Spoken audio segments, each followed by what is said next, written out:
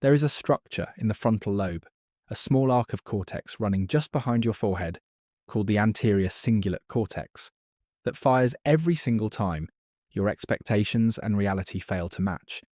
Neuroscientists call the signal, it produces a prediction error. It costs energy. It is metabolically expensive. And when the discrepancy is not momentary, when the future the rest of your brain has spent years constructing simply ceases to be accessible, the anterior cingulate does not quiet down. It keeps firing. Not because it is broken, because it is doing exactly what it was built to do. Signal that the world and the model of the world are not the same thing. The pain of a dead dream is not a malfunction. It is the measurement being taken, over and over, of a gap that will not close. Your brain did not treat that dream as a wish. It treated it as a fact about the future. This distinction matters more than almost anything else we will examine today. It is the consequence of a cognitive system working exactly as it was designed to work, confronted with a class of information it was never designed to easily accept. For the past 2 decades, a convergence of research from Harvard, Stanford, and University College London has been quietly dismantling the assumption that memory and imagination are separate systems. They are not. What the work of Daniel Schachter at Harvard, published across multiple studies in psychological science and trends in cognitive sciences, demonstrated is that the same hippocampal cortical network responsible for retrieving your past is the same network responsible for constructing your future.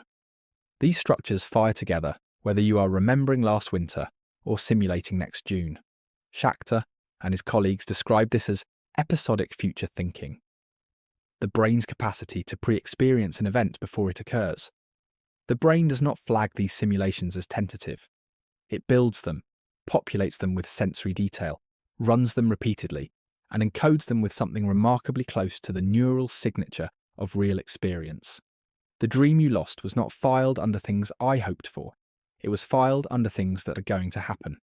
When it became clear that it would not, that it could not, what the brain registered was not a revision. What it registered was a loss. The distinction between those two words is the difference between updating a map and burying someone. Something in you right now recognizes that difference, not as a philosophical observation, as a felt fact in the body, in the chest, in the specific weight of mornings that arrive without the shape they were supposed to have. In 1994, a psychiatrist named Colin Murray Parkes at the Tavistock Institute in London published research describing what he called the assumptive world, the vast, mostly unconscious model of reality that every human brain constructs and inhabits as though it were simply reality itself. Parkes argued that grief in its essential form is not the response to an absence. It is the catastrophic invalidation of an internal model.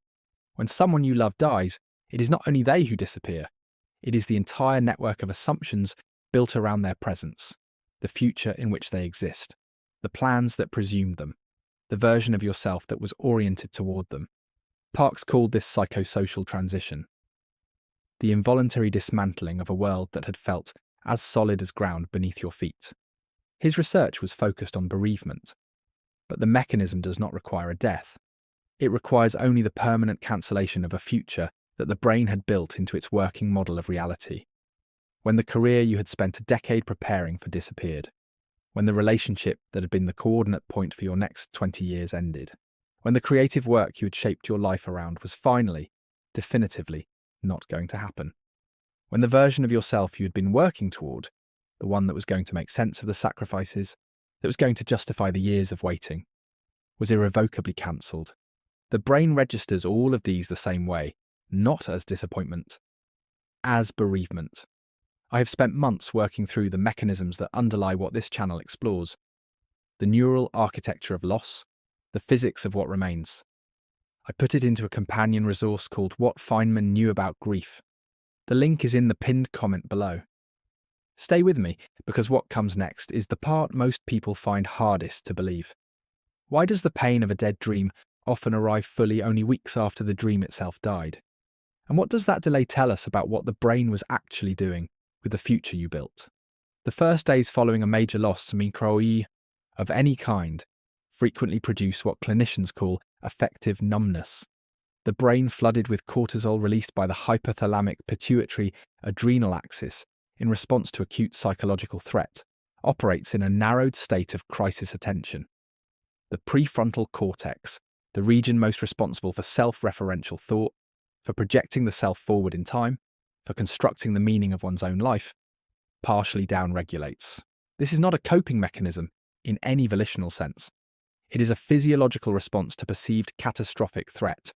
The body operates, in some metabolically precise sense, as though absorbing the full weight of what happened in the moment it occurs would be incompatible with continued function.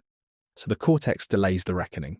What this means in practice is that the worst of the pain frequently arrives weeks or months after the loss itself, when the cortisol levels normalize, when the prefrontal cortex comes fully back online, when the brain's simulation engine resumes its normal forward-reaching activity, as it is always reaching, and finds again and again that the path it expects is not there. This is not deterioration. This is not evidence that adaptation is failing.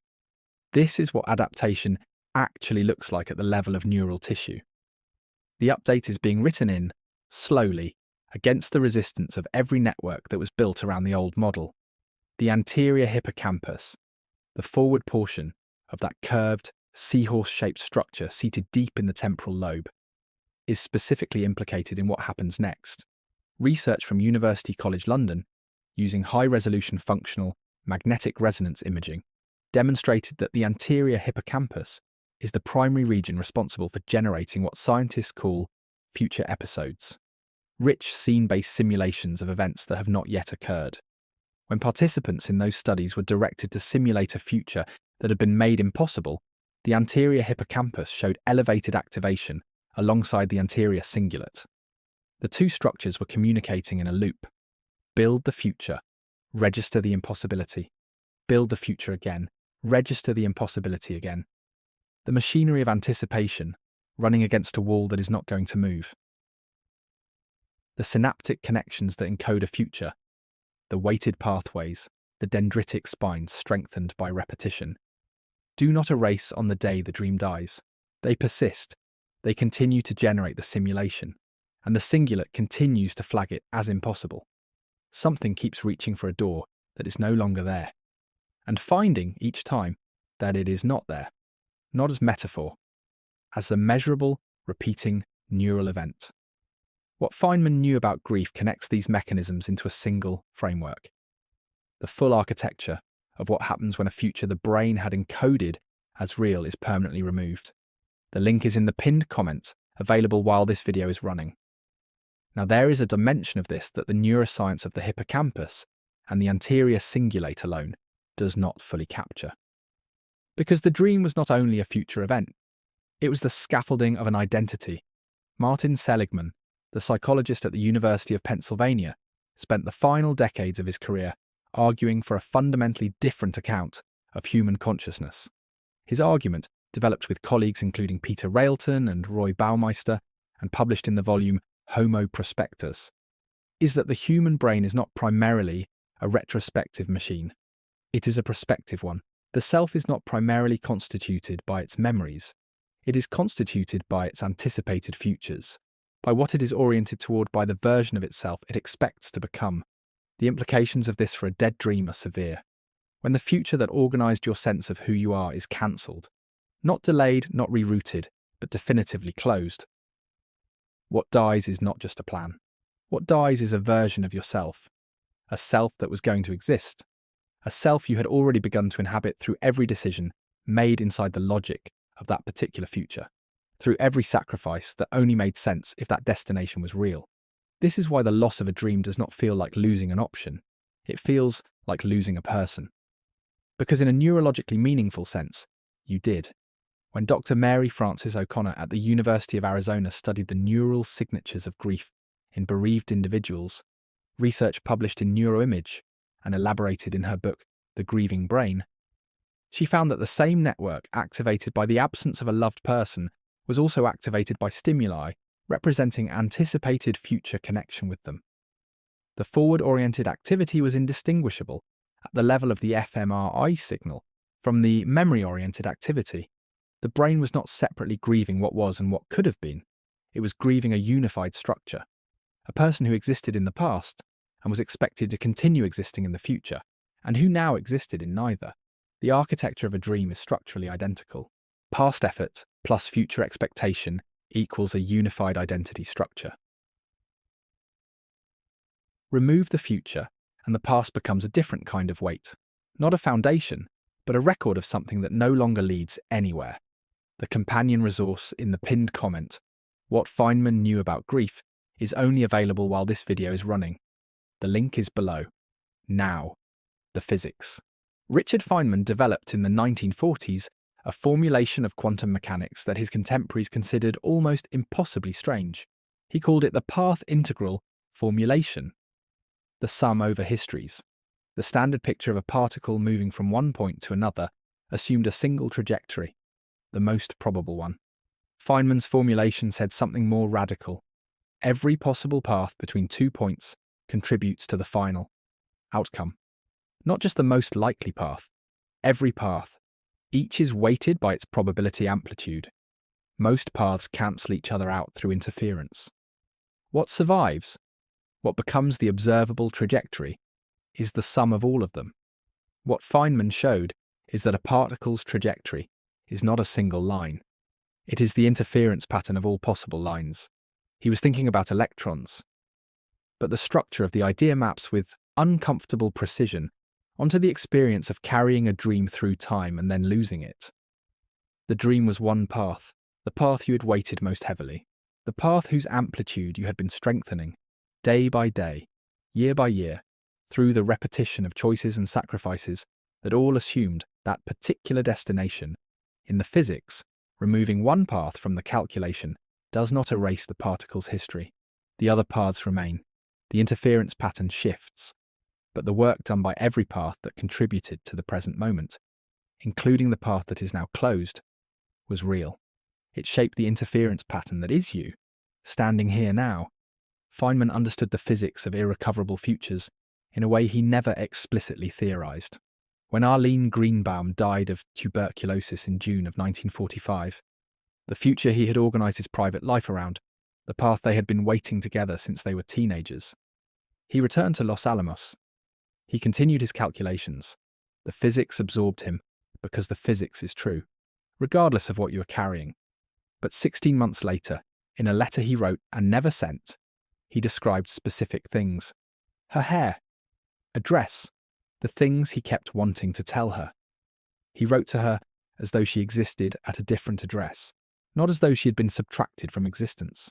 The letter ends, P.S. Please excuse my not mailing this, but I don't know your new address. He knew she was gone. The physicist in him understood the thermodynamic irreversibility of death with a precision few people could match. But the letter was addressed to a future, to the continuation of a presence that had been, for years, the forward coordinate of his life, a sum over histories written to every possible future in which she might still exist, weighted by every day of the past, in which she had a man who could calculate the probability amplitudes of subatomic particles could not simply instruct his hippocampal network to stop generating the scene, not because he lacked intellectual capacity, but because that is not where the scene was stored. It was stored in the dendritic connections, in the weighted synaptic pathways, in structures that do not respond to argument, that do not update on command, that continue producing the forward simulation long after the rational cortex has accepted that the destination is gone. Before this video ends, I want to say something directly to you. Thank you. Truly, you are the reason this channel exists. YouTube removed our ad monetization. And even after that decision, they continue running ads on our videos and collecting that revenue while we receive nothing. We tried to have the ads removed so they would not interrupt what we are building here. The machine kept them running.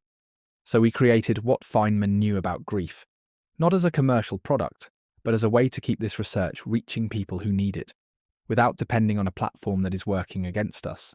If what you found here mattered to you, the link is in the description and pinned in the comments below. That is how this channel stays alive.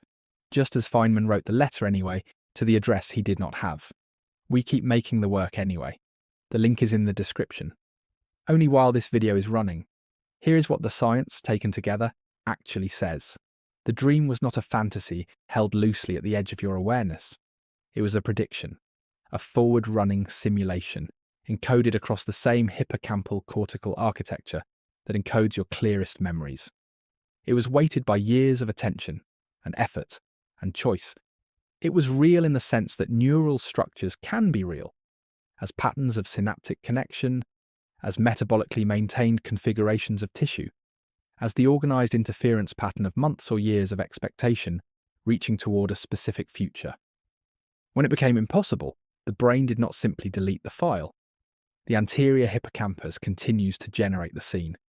The anterior cingulate continues to register the impossibility. The dopaminergic pathways organized around the anticipation of a specific reward continue, for a measurable period, to reach toward a signal that is no longer coming. This is not a failure of character. It is the consequence of having built something real inside a biological system that was not designed for easy demolition. The grief of a dead dream is not less a grief because there is no body, no date on a calendar, no word in the language of condolences that fits. The neural events belong to the same class of event. The prediction error is the same class of signal. The identity disruption is the same class of disruption that Parks documented in Widows and Widowers, that O'Connor measured in The Bereaved, that the fMRI records in anyone whose brain has lost the future it had treated as real. What did exist in the years of wanting it, the shape it gave your life, the specific person you were becoming inside the logic of that trajectory? Those existed. They are in the record, the dream-organized time that is now part of your past. And the past does not cease to have been real simply because the future it was pointing toward did not arrive. Feynman's path integral does not erase the closed paths from the calculation. It includes them in the sum. Every path that was weighted, every choice made inside the assumption of that particular future, every sacrifice that only made sense from inside it, contributed to the interference pattern that is the present moment. The probability of the dream arriving collapsed to zero. But the work done inside it, the neural structures built by it, the person shaped by carrying it, those are not erased by the collapse. That is not consolation. It is what the mathematics says about paths that are closed. The last letter he wrote to her was not a letter to an absence. It was a letter to a structure that remained inside him, the forward-facing model of a life built around her presence, addressed to coordinates of a future that could no longer receive it. He wrote it anyway because the system that generates that reaching does not stop simply because it has been informed that the destination is gone. The anterior hippocampus does not accept notification. It builds the scene, it sends the letter, it reaches toward the address it does not have. The reaching is the record of what was real, ego.